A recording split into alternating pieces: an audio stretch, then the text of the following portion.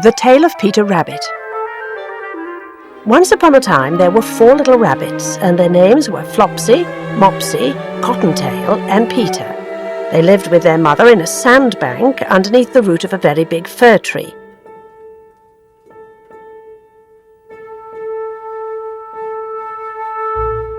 Good morning, my dears.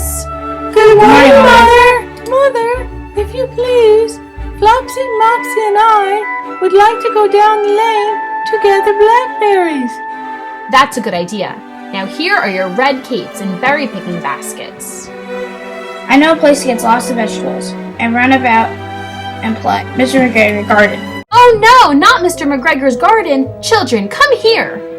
Now, my dears, you may go into the fields or down the lane, but don't go into Mr. McGregor's garden. Why, Mama? Why not? Yeah, why? Your father had an accident there. He was put into a pie by Mrs. McGregor. Oh, no! How awful! That's scary, poor Papa. Now run along and don't get into mischief. I'm going out. Where are you going? I'm going to take my basket and my umbrella through the wood to the baker's. I will buy a loaf of brown bread and 5 caramels.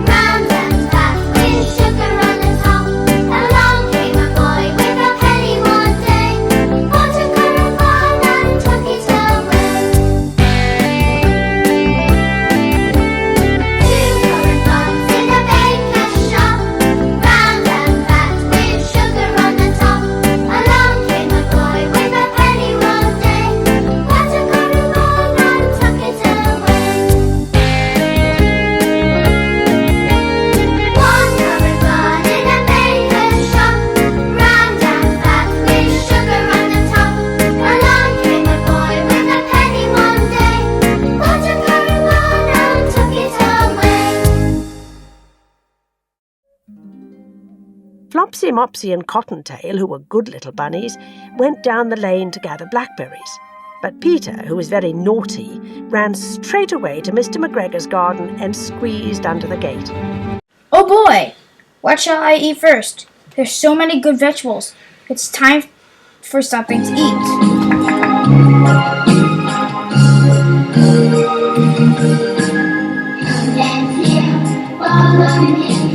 Sing the vegetable song with me.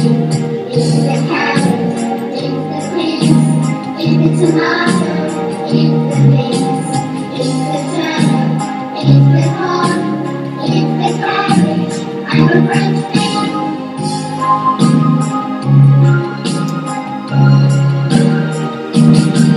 First he ate some lettuces and some French beans, and then he ate some radishes. And then, feeling rather sick, he went to look for some parsley. My tummy hurts. I think I should look for some parsley. But round the end of a cucumber frame, whom should he meet but Mr. McGregor? Ah, McGregor! Help, Mr. McGregor! What are you doing in my garden, you will pest? Stop! Thief! Come back here, you will pest! I will put in a party! Stop! He was most dreadfully frightened. He rushed all over the garden, for he'd forgotten the way back to the gate. I'll find the gate. Oh no! Wait! I forgot the way back to the gate. I'm lost. Where's the gate? Help! He lost one of his shoes among the cabbages and the other shoe amongst the potatoes. Stop! Thief! After losing them, he ran on 4 legs and went faster, so that I think he might have got away altogether if he had not unfortunately run into a gooseberry net and got caught by the large buttons on his jacket. It was a blue jacket with brass buttons, quite new.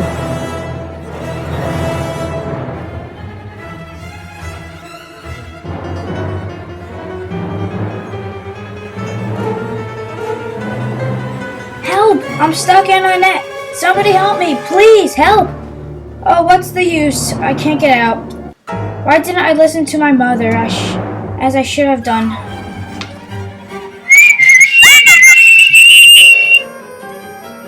Hello, little sparrows.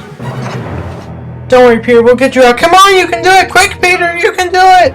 It's no use. I can't get out. My brass buttons are caught in the net. Mr. McGregor put me in a pie. I've got you now with my sieve. I'm free! Stop thief!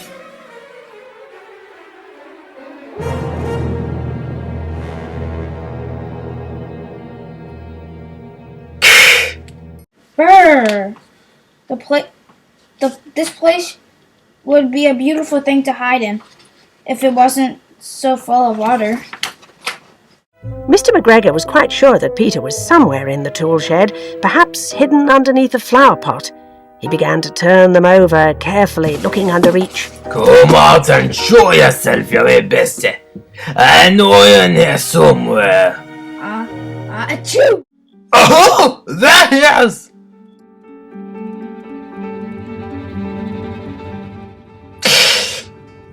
Dropped! That window's too small for me. I can't waste all day chasing rabbits anyway. I'm going back to my work. Peter sat down to rest. He was out of breath and trembling with fright, and he had not the least idea which way to go. Also, he was very damp with sitting in that can. I must find my way out of here. But where am I? After a time he began to wander about, going lippity-lippity, not very fast, and looking all round.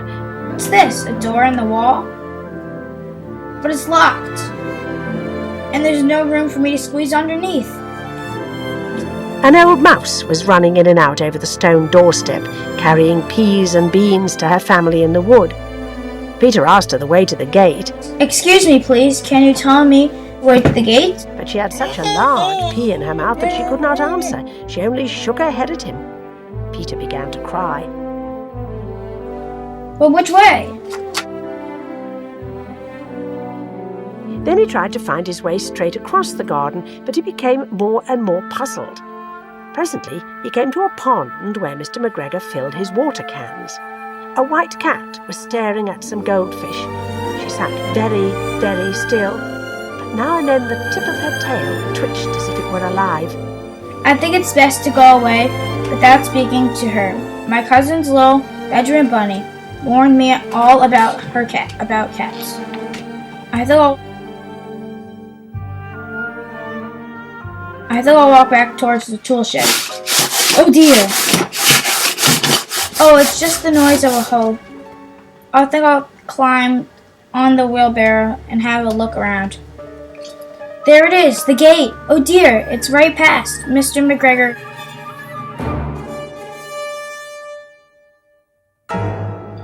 Aha! It's your game! I have you now! Stop thief!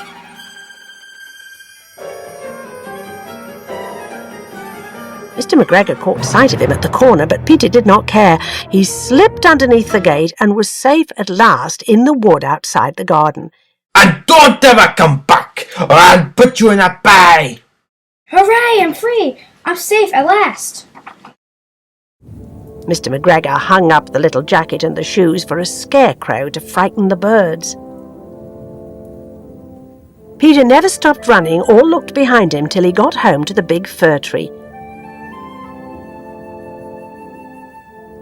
He was so tired that he flopped down upon the nice soft sand on the floor of the rabbit hole and shut his eyes.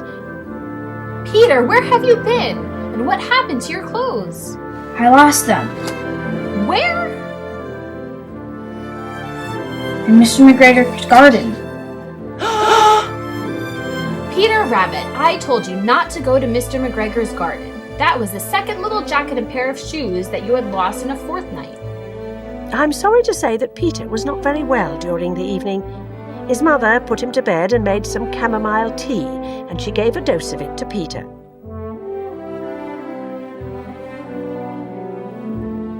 Don't worry, Peter. 1 tablespoonful and to be taken at bedtime.